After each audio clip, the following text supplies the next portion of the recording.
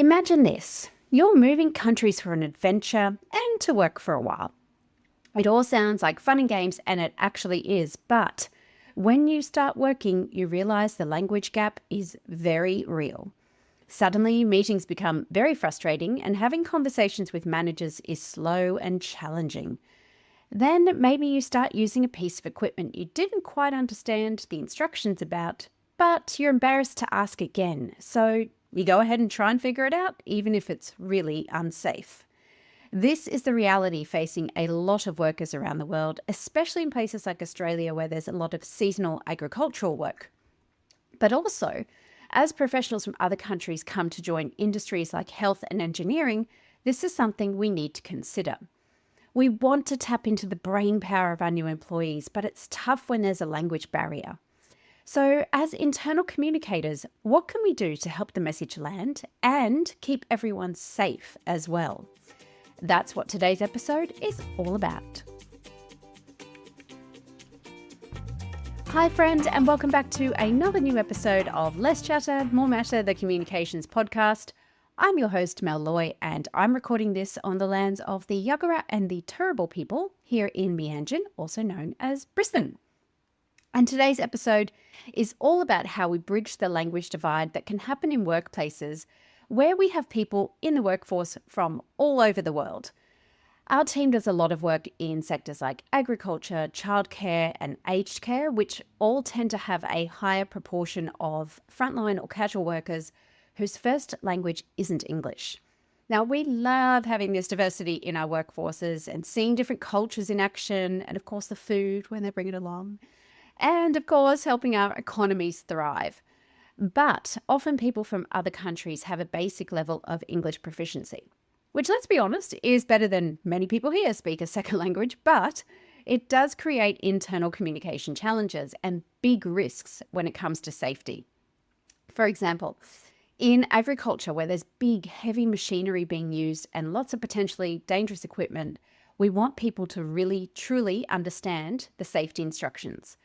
Or when people are administering medications or treatments or trying to get information from patients or customers that would help them.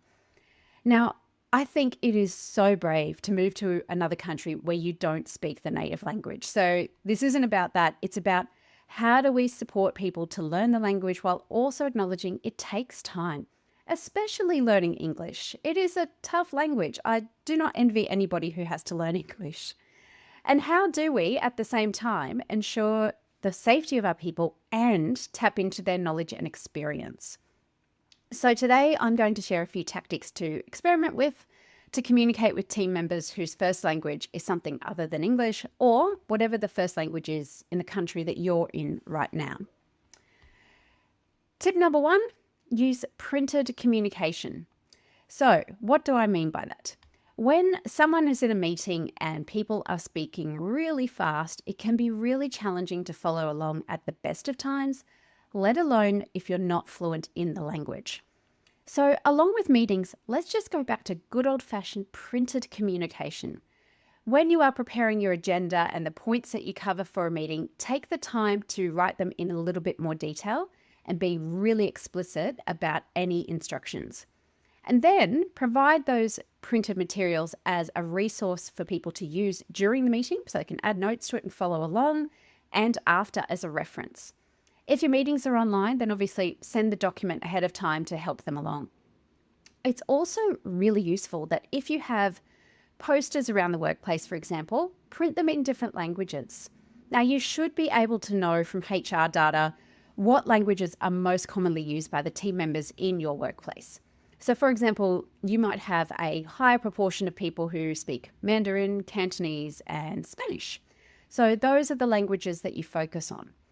AI is really useful for doing quick translations, but obviously it doesn't always get it right. So I would use AI to translate first, so create the first draft, and then find someone who is a native speaker in that language to check it for you. You might also offer translations of key communication pieces, like if you're doing a CEO email about a significant change or a big announcement, just to ensure the message is clearly communicated to everyone. Even during the onboarding process, think about what policies you might need to have translated or printed to make it easier for people to absorb the information. So that's tip number 1. And as an add-on to that, this is tip number 2. Don't just rely on those team meetings. I know a lot of teams do a toolbox talk or handover meeting or stand up at the beginning of each day. Now, these are often ad hoc in their content and nature and quickly put together based on what's happened on the previous shift or overnight, etc. So it is more challenging to create a detailed brief for these kind of meetings in the short time you've got available. But the challenge is that the team leader will often stand up, do a quick rundown of what's happened, what needs to happen in the next shift, some safety reminders, and then everyone leaves. But because it's a quick meeting and no two are ever the same, so there's no pattern, it can make it really challenging for people to follow along. And you'll probably also find at the end of that meeting, when the leader inevitably asks, "Does anyone have any questions?" you'll get crickets. Nobody will speak up. Some of this is cultural. So some people from some cultures don't want to ask questions in front of others. It's, fearing embarrassment. But it can also just be that people just feel embarrassed if they don't understand something. So what can you do in these situations? Well, apart from jotting down some notes for people, have one-on-one time available directly after the meeting for people to come and ask questions, or, just small groups of 2 to 3 people.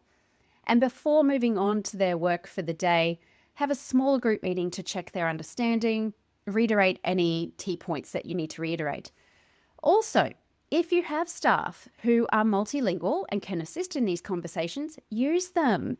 They have a skill that you can tap into, and most of the time, they are going to be more than happy to help with any tricky translations.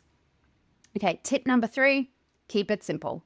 Using simple, plain English is recommended all of the time anyway. The Worldwide Web Content Accessibility Guidelines recommends that all content is delivered at a 9th grader level. The Australian Government Style Guide, very similar. It recommends writing to a 14-year-old level. Now, at that level, you will reach 83% of your audience. That's pretty big. But the second you start to communicate above that level, understanding drops off really significantly and really quickly. So it's good practice to keep it simple anyway, and it helps non-English speakers to understand the message more easily and more effectively. But the other part of keeping it simple is to avoid colloquial language or slang. So these are words and phrases that are unique to a culture, and they typically don't make a lot of sense anywhere else. Australians, we are really bad for this. We use a lot of colloquial language and abbreviations. So, for example, arvo, servo, brekkie, chockers, stoked, or phrases like chuckasiki, spit the dummy, etc.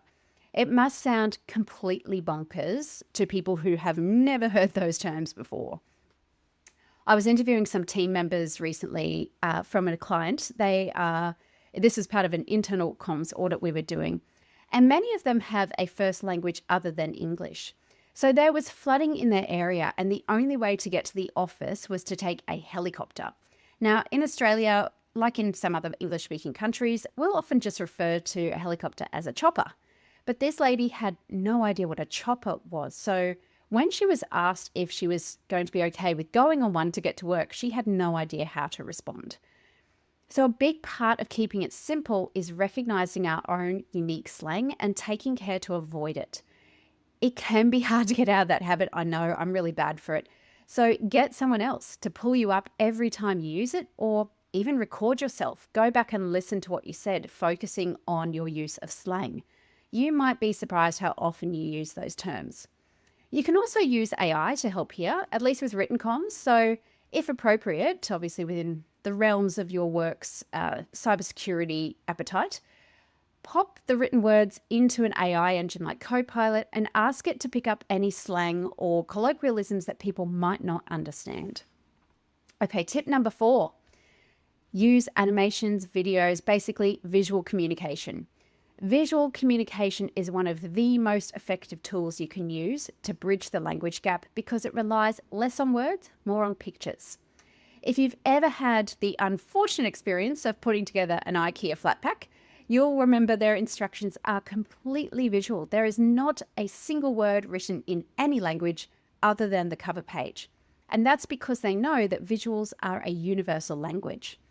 Back in 1964 at the Olympics in Tokyo, this is the first Olympics they'd had outside of Europe in a very long time, they realized that they would have a language barrier to contend with. So the designers came up with a series of icons representing each sport.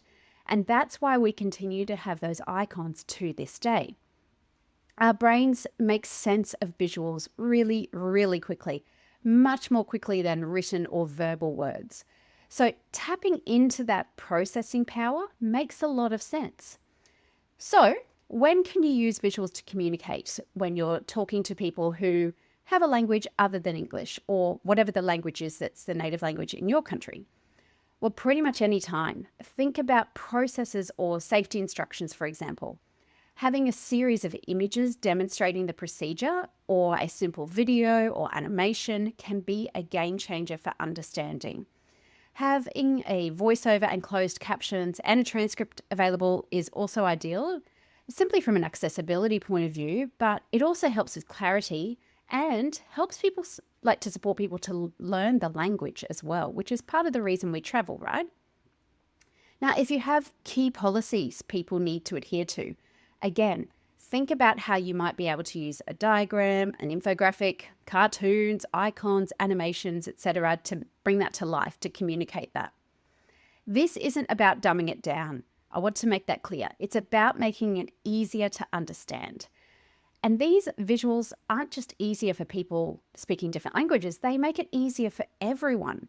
When we live in a time-poor world with so many comms coming at us from every direction, every minute of every day, it makes sense that we should try and make our messages as simple as possible and as quick to understand as possible. Okay, tip number 5, it's all about safety. One of the biggest reasons to invest your time in effectively communicating with employees with limited English is to keep them and the people they work with safe and well. Now, we've already covered a few options for how to do that here, like printing posters in different languages, having one-on-one time after a toolbox talk, and using visual communication. So keep doing those things. But another tip I want to specifically highlight here is having this information readily available at the place where it is most important to know it. So having a procedure hidden in a folder somewhere or a verbal instruction issued at a toolbox talk, a few hours previously isn't helpful. You need the communication to be where the action is. So what does that look like? Well, firstly, using tools like visual comms and translations that we've already spoken about, have those posters or checklists or instructions attached to all the equipment that people are using, especially the equipment that could cause serious injury if it's not used correctly. And again, simple visual checklists and translations are going to be key here, as long as they are physically attached to the equipment. For things like administering medication and other health treatments, first aid, even in childcare centres where kids have a fall, this is vital too. Having all these communication tools where the treatment actually takes place is critical. Our brains can only retain so much new information at once. At most, it's about 7 pieces of information, but on average, it's about 3 to 4. It's cognitive load theory. It doesn't matter what language you speak, that's how our memories work. And our memory is made that much harder when you're trying to remember something that was said and written in another language, let alone hours or days previously. So it's not just about the language, it's about timely reminders. So that's tip number 5, have the comms where the action is. Tip number 6, the final tip and the most important tip of all the tips is ask people what would be most helpful. It's all well and good for me to share these tips from my own experiences working with different industries, but at the end of the day, I'm an English-speaking person with rudimentary Spanish at best and a smattering of Japanese. I'm not the best placed to advise what would be most useful for the people in your organization doing the particular work that they do. So go out there and ask. Ask questions like, what do you find most challenging about communication here? What would help you better understand our communication? What have you found really useful in the past? These questions are going to help you make more effective strategies, but also if you co-design them with your team members, they will be so much more supportive and probably really grateful that you cared enough to ask them. Okay, it is time for your episode recap. So, on today's episode, I shared 6 tips for internal communication when you have a multilingual workforce. And this is important because we want to keep people safe, but we also want people to feel welcome and included and have the opportunity to effectively share their knowledge and skills. So, tip number 1 was use printed communication. It provides more time for people to understand and absorb a message. Use it in addition to your regular meetings. Tip number 2 is don't just rely on verbal communication, especially for the short ad hoc meetings like toolbox talks and stand-ups. Make sure you provide time for one-on-one conversations to help people understand and to feel safe to ask questions. Tip number 3, keep it simple. Use clear, plain English and avoid using slang words and colloquialisms that could be really confusing. Tip number 4, use visual communication like photos, images, animations, and videos. Our brains process images really quickly and they are a universal language. Tip number 5, put the communication where the action is. Don't make people rely on their memory. It's tough enough at the best of times, let alone when what you've read or heard was in another language. And tip number 6, ask people what would be useful. All right, folks, so that's all we've got time for today. If you are a person who has moved to another country and had to speak another language and work in another language, I'd love to know, do any of these tips resonate? What did you find useful? Please jump in my DM, send me an email, let me know. In the meantime, please keep safe, keep doing amazing things, and bye for now.